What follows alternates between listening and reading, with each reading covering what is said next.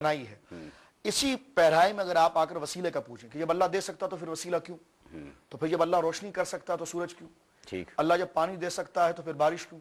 بارش دے سکتا ہے تو پھر بادل کیوں؟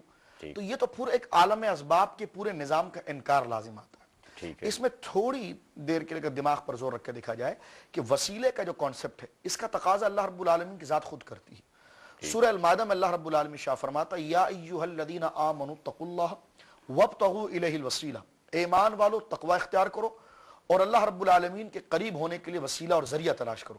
تو کم سے کم قرآن کی اس آیت نے ہمیں یہ تو بتا دیا کہ وابتغوا الیہ الوسیلہ، اللہ خود فرماتا میرے قریب ہونے کے لیے وسیلہ ذریعہ تلاش کرو. اتنا تو شاہد صاحب میں اور آپ پہلے درجے میں مان لیں کہ وسیلہ طلب کرنا یہ ہماری ذمہ داری نہیں بلکہ اللہ کا حکم ہے. اس لیے کہ سورہ مائدہ کے اندر اللہ رب العالمین ارشاد فرماتا ہے وابتغوا الیہ الوسیلہ، وسیلہ تلاش کرو. اب وسیلہ کہتے ہیں کس کو ہے؟ وسیلہ کہتے ہیں کہ ایسا ذریعہ جس کے ذریعے بڑی بارگاہ میں پہنچا جائے. ٹھیک ہے. اب دیکھیے وسیلہ اللہ رب العالمین نہیں بن سکتا. صحیح. شرک کہتے ہیں جس طرح معاملہ اللہ سے کیا جائے وہ بندوں سے کیا جائے برابری کے ساتھ. اب وسیلہ شرک جب ہوتا کہ جب اللہ بھی کسی کا وسیلہ بنتا. دراصل وسیلہ تو شرک کی جڑ کاٹتا ہے. ٹھیک ہے، سمجھ رہے ہیں؟ ہاں بالکل. اس لیے کہ وسیلہ کسی کو بڑی بارگاہ کے اندر پیش کرنا ہے. اب یہ وسیلہ جو ڈھونڈا جا رہا ہے وہ تو اللہ کے تقرب کے لیے ڈھونڈا جا رہا ہے، اللہ کے قریب ہونے کے لیے ڈھونڈا جا رہا ہے. اور شرک اس کو کہتے ہیں کہ جو معاملہ رب سے کیا جائے وہ بندوں سے کیا جائے. تو اب وسیلے کا معاملہ تو ہم رب سے نہیں کرتے، شفاعت اور سفارش کا معاملہ ہم رب سے نہیں کرتے، تو سفارش رب نہیں کر سکتا اور شفاعت بمانا سفارش کے رب نہیں کرتا. رب کسی کے لیے وسیلہ نہیں بن سکتا. تو لہذا جو کام رب کا نہیں ہے وہ بندوں کو دینا وہ شرک نہیں ہو سکتا. ٹھیک ہے. یہ تو کانسیپٹ یہاں سے واضح ہوا کہ وسیلہ شرک نہیں. اور اس کا مطالبہ اللہ رب العالمین نے خود فرمایا وابتغوا الیہ الوسیلہ. پھر اللہ رب العالمین نے سورہ بقرہ کے اندر ارشاد فرمایا یا ایھا الذین آمنوا استعینوا بالصبر والصلاۃ. اے اہل ایمان، استعینوا باب استفعال سے جس میں طلب کے معنی میں آتا ہے کہ تم مدد چاہو، مدد لو صبر کے ذریعے. میری راہ میں جب آؤ تو صبر کے ذریعے مدد لو اور میری راہ میں آؤ تو نماز کے ذریعے مدد لو. تو یہاں پر یہ پتا چلا کہ صبر بھی خدا نہیں اور نماز بھی خدا نہیں، یہ غیر اللہ ہے. تو یہ دوسرے سٹیپ میں اور آپ اس بات میں متفق ہو گئے کہ وسیلہ شرک نہیں اور مدد طلب کرنا شرک نہیں. ورنہ اللہ رب العالمین نماز کی طرف جانے کا حکم نہ فرماتا اور صبر کی طرف جانے کا حکم نہ فرماتا. ایک بنیادی بات جو میں بارہا پہلی نشست میں بھی میں نے عرض کی تھی وہ یہ ہے کہ نماز سے جو اللہ نے مدد کا حکم دیا اور صبر سے جو مدد کا حکم دیا، تو یہ بات تو ذہن میں رکھ لیجئے مدد اللہ ہی کر رہا ہے. جی ہاں، مدد اللہ ہی کر رہا ہے، لیکن اس کے مدد کا اظہار نماز سے ہو رہا ہے.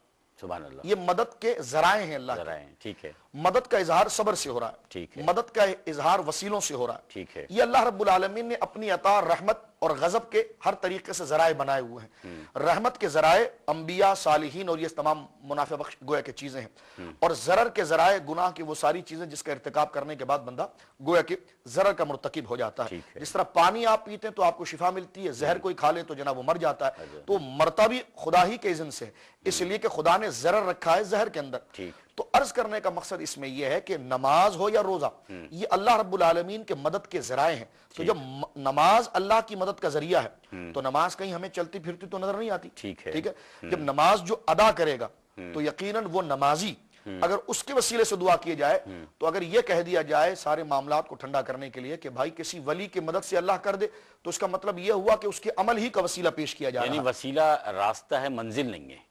یہ ایک راستہ ہے اللہ رب العالمین کی بارگاہ میں پہنچنے کے لیے جس کا تقاضا اللہ نے خود فرمایا ہے. جو شفاعت، جس طرح کہ آپ دیکھیے کہ واسطے اور ذرائع سے اگر رب کریم کی ذات ناراض ہوتی، یعنی جو اہل حق کا طریقہ ہے، کیونکہ بدھ جو ہے وہ خود ساختہ ہے اور یہ ذرائع جو ہیں یہ خدا ساختہ ہے، یہ اللہ نے خود یہ ذریعے بنائے ہیں.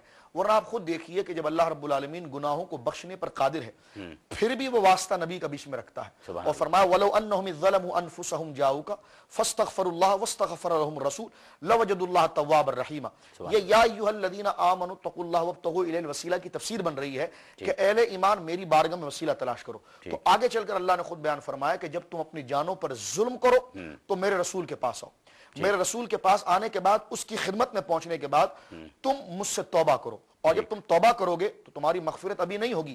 واستغفر لهم الرسول، جب رسول تمہارے لیے سفارش کرے گا، تمہاری دعا کا وسیلہ بن جائے گا، تمہاری مدعا کا وسیلہ بن جائے گا اور تمہاری مراد کا سفارشی بن جائے گا، تو لوجد اللہ رحیما، پھر تم دیکھو گے کہ اللہ کیسا رحم کرنے والا ہے. سبحان اللہ. ایک کالر بڑی دیر سے ہمارے ساتھ لائن پر موجود ہیں، پروگرام میں شامل کرتے ہیں. السلام علیکم.